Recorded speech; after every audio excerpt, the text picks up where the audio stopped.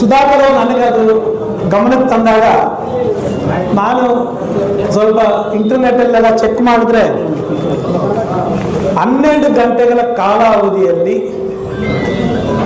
ಅತಿ ಹೆಚ್ಚಿನ ರಕ್ತದಾನ ಶಿಬಿರ ನಡೆಸಿರೋದು ಮಿಷನ್ ಸರಸ್ವತ್ ಸೇವಾ ಫೌಂಡೇಶನ್ ಡೆಲ್ಲಿಯಲ್ಲಿ. ಅಲ್ಲಿ ಅವರು 2962 ಯೂನಿಟ್ ಕಲೆಕ್ಟ್ ಮಾಡಿದ್ದಾರೆ. ಅದನ್ನು ನೋಡಿದಾಗ ನನಗೆ ಅನಿಸಿದ್ದು ಒಂದೇ, ಸುಮಾರು 9 ದಶಕಗಳಿಂದ ನಮ್ಮ ಕುಟುಂಬದ ಸದಸ್ಯರಾಗಿರುವಂಥ ನಮ್ಮ ಚಿಂತಾಮಣಿ ತಾಲೂಕಿನ ನಮ್ಮೆಲ್ಲರೂ ಕಾರ್ಯಕರ್ತರು ಸಹಕಾರದಿಂದ ನಾವು ಈ ಒಂದು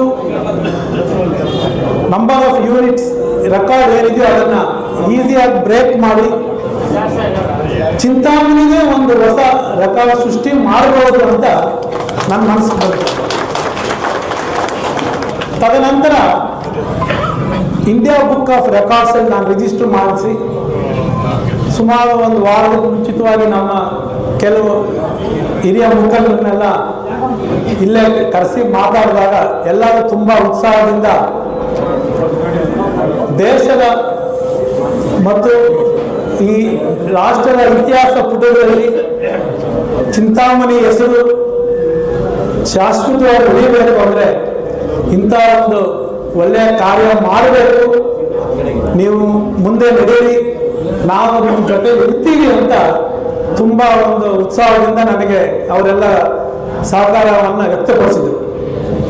ಆ ನಿಟ್ಟಿನಲ್ಲಿ ನಾವು ರೆಡ್ ಕ್ರಾಸ್ ಸಂಸ್ಥೆ ಬೆಂಗಳೂರು ಮತ್ತು ಈ ಒಂದು ಆಲೋಚನೆಗೆ ಬೀಜ ಬಿತ್ತಿದ ಜಯರಾಮ್ ಅವರು ಇದೆಲ್ಲರ ಜೊತೆ ಮಾತಾಡಿ ಈ ಒಂದು ರಕ್ತದಾನ ಶಿಬಿರದ ಬಗ್ಗೆ ನಾವು ಎಲ್ಲ ಕಾರ್ಯಾಚರಣೆ ಶುರು ಮಾಡಿದ್ವಿ. ಇದರಲ್ಲಿ ಮೊದಲನೇದಾಗಿ 21ನೇ ತಾರೀಕು ಫೆಬ್ರವರಿ 1937ರಂದು ಜನಿಸಿದ ನಮ್ಮ ಪೂಜ್ಯ ತಂದೆಯವರಾದ ಚೌಡರೆಡ್ಡಿ ಅವರ 88ನೇ ಹುಟ್ಟುಹಬ್ಬ.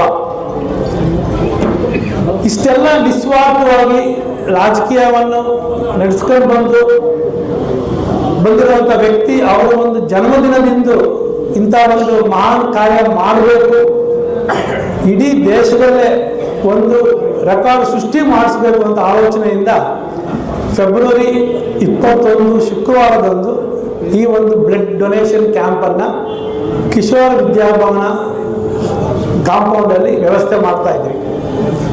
ಬೆಳಗ್ಗೆ 8 ಗಂಟೆಯಿಂದ ಸಂಜೆ 8 ಗಂಟೆವರೆಗೆ ನಾವು 3000 ಯೂನಿಟ್ಗಿಂತ ಅತಿ ಹೆಚ್ಚು ಡೊನೇಷನ್ ಮಾಡಿ ಒಂದು ರಾಷ್ಟ್ರ ದಾಖಲೆ ಸೃಷ್ಟಿ ಮಾಡುವಂಥ ನಿಟ್ಟಿನಲ್ಲಿ ಹೋಗ್ತಾ ಇದ್ವಿ.